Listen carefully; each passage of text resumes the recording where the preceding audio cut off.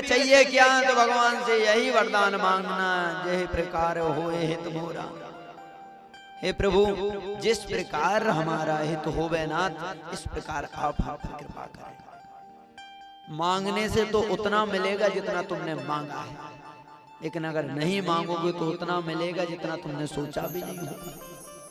इसलिए कभी नहीं मांगना, प्रणाम करना। हे नाथ, अपराधों को क्षमा करो और जो आपकी इच्छा हो आप उस प्रकार से हमारे लिए रखो। भगवान जो योग्य आपको समझेंगे वो योग्यता के बल पर आपके लिए कार्य देंगे। बोलो राधे राधे। आइए अब कथा प्रसंग पर ही चलते हैं। कल हम लोगों ने माता रुक्मणी और भगवान कन्हैया का बड़ा मंगलमय विवाह मनाया। भगवान का जो प्रथम विवाह हुआ वो राक्षस विधान से हुआ।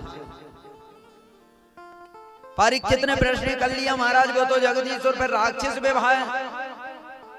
यहाँ पर परीक्षित जी के लिए बाबा सुखदेव ने 8 प्रकार के विवाहों की गणना बताई है। और जानते हो, कल हम लोगों ने एक कथा को गाया और भगवान उज्जैन पढ़ने के लिए आए थे। गुरु ग्रह पढ़न गए रघुराई, कल अल्पकाल विद्या सब पाई। उज्जैन में एक आश्रम है जिनका गुरुजी का नाम है सांदीपनी। आज भी उनकी विद्यालय चलती है, आज भी वो विद्यालय है। और हमारे सदगुरुदेव रमेश भाई ओझा जी गुजरात में भी इसी संस्थान को चला रहे हैं। वहां भी ये संस्थान है सांदीपनी गुरुकुलम के नाम से। तो ये जो गुरुजी हैं सांदीपनी जी, इनके यहाँ भगवान गए और वहां पर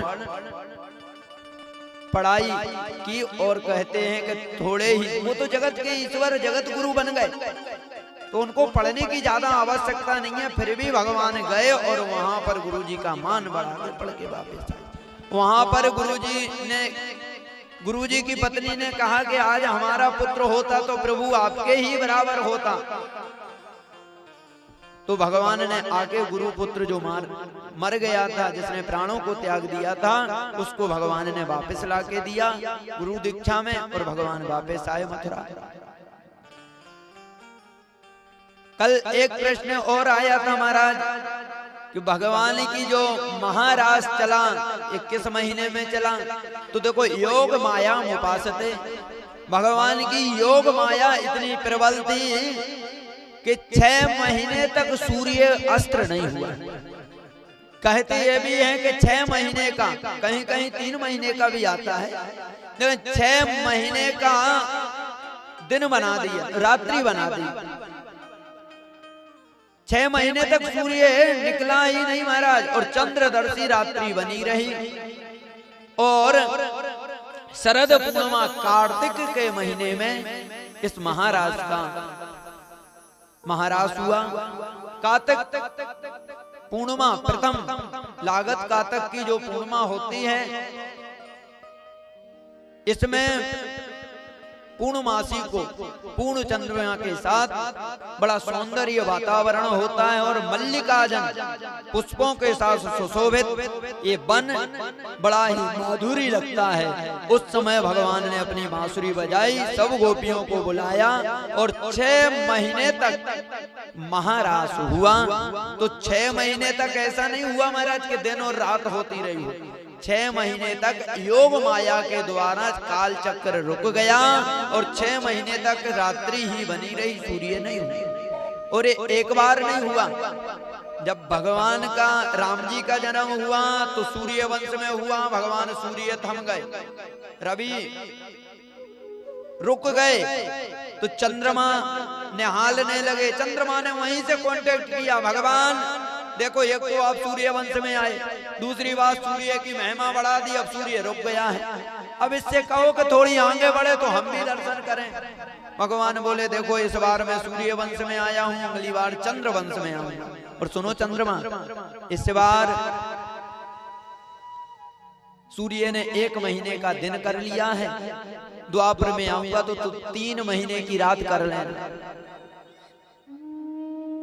चंद्रमा बोला महाराज अभी कब त्रेता निकलेगा, कब द्वापर आएगा।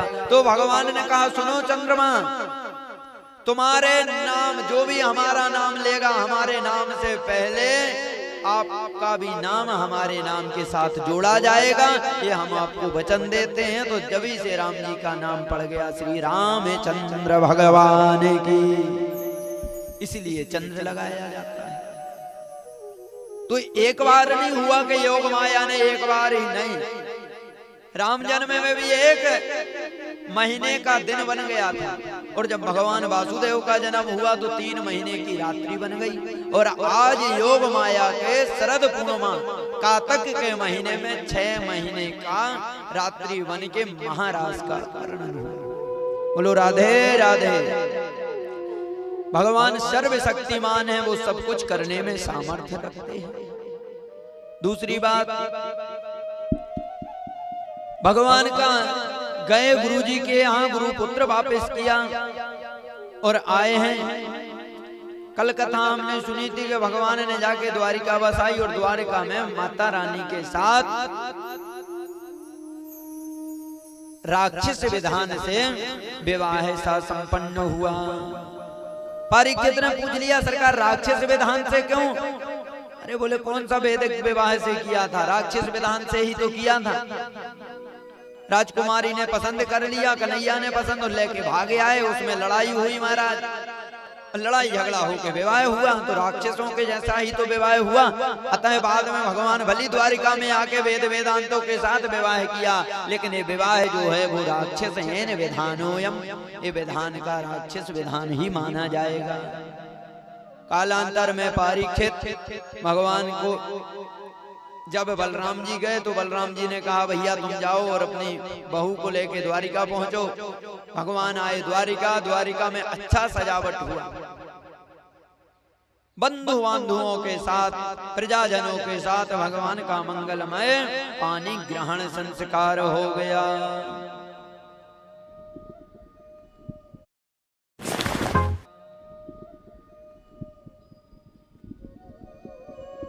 भगवान वैसे तो बड़े माधुरी हैं।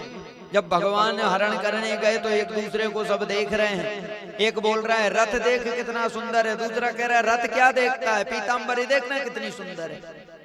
जब तक तीसरा बोला तू कहाँ पीताम्बरी पे, जोड़ी तो देख महाराज, ऐसो जीवन में आज तक जोड़ी ना है देखी। तो वहाँ कुछ गोपियां बोले महाराज मैंने तो जोड़ी छोड़ो छाड़ो, इतना सुंदर मैंने आज तक किसी को देखा ही नहीं जितना सुंदर है। इस प्रकार से योग माया का आवेश हो गया और सब के सब महाराज इस प्रकार से सोचने लगे। इतने में भगवान ने लिया माता रानी को लेके फरा। तो ये प्रभु की योग माया है।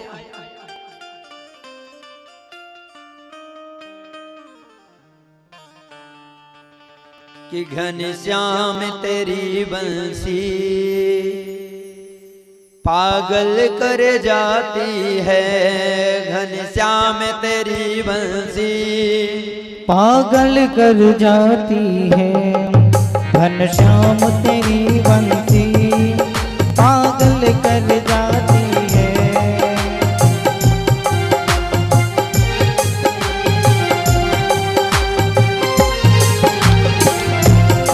ओ घनश्याम तेरी बंसी पागल कर जाती है।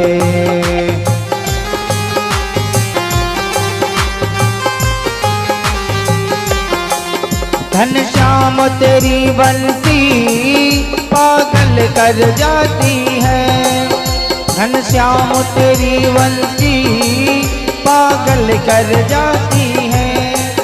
मुस्कान मधुर मोहन, मुस्कान मधुर मोहन घायल कर जाती है, घनश्याम तेरी बंसी घायल कर जाती